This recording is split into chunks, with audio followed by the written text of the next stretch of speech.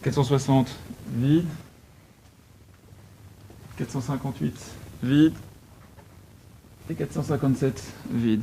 Vide, quasiment toutes les chambres sont vides. Sur les 310 chambres que comporte l'hôtel, pour ce soir, il n'y en a que 7 qui sont louées, donc on arrive à plus ou moins 2% de taux d'occupation.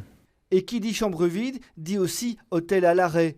Au Bedford, le personnel a été mis en chômage temporaire. La direction n'a gardé qu'un employé par secteur. On fonctionne avec 85 à 90 équivalents temps plein sur l'année, avec d'autres sociétés externes avec qui on travaille avec des sous-traitants.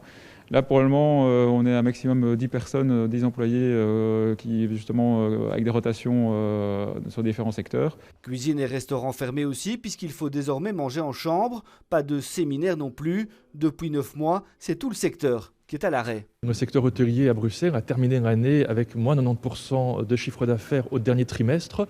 Et maintenant, pour ce premier trimestre 2021, on ne s'attend malheureusement pas à une amélioration, même peut-être que du contraire. Et pourtant, à l'inverse des restaurants, les hôtels n'ont pas dû fermer. Mais ici, pas de take-away, mais pas de clientèle locale non plus.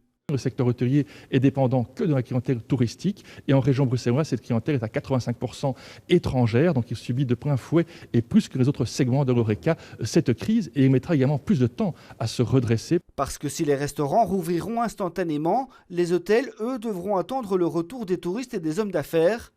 Au Bedford, on ne s'attend pas à redémarrer complètement avant l'été, au plus tôt.